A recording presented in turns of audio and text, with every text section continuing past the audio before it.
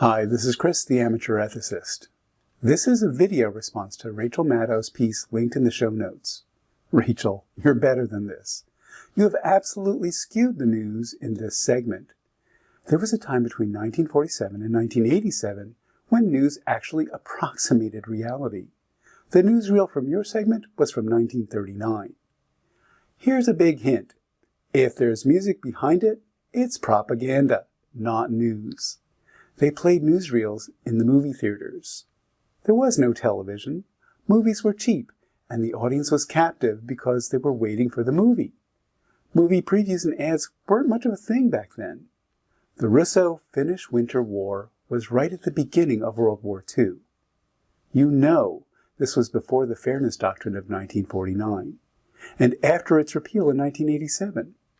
The Fairness Doctrine was installed to ensure that news was just that, controversial contemporary events, fairly reported without sarcasm. With the advent of popular television in the 1950s, true video journalism replaced propaganda of the 1940s. News was considered a public service.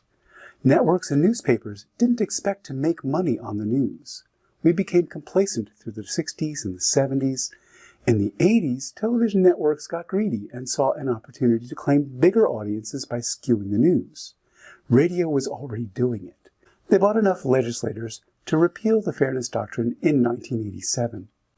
The FCC are culpable in allowing blurred lines between news and editorial opinion. The extreme right calls it MSM, or mainstream media. The extreme left has recently begun to use the same term.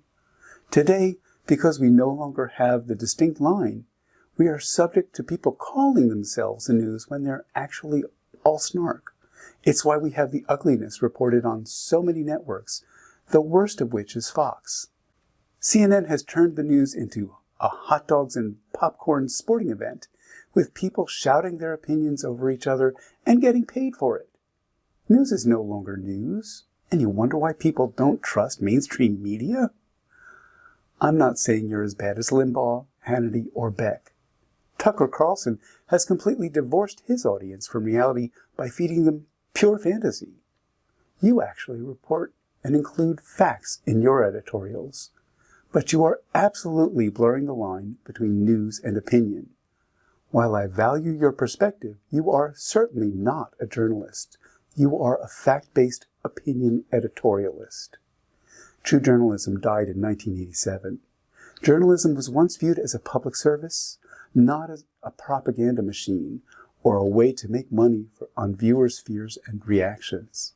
It's time to bring back journalism. Bring back the Fairness Doctrine. Rachel, you're better than this. This is Chris, the amateur ethicist. Thanks for watching.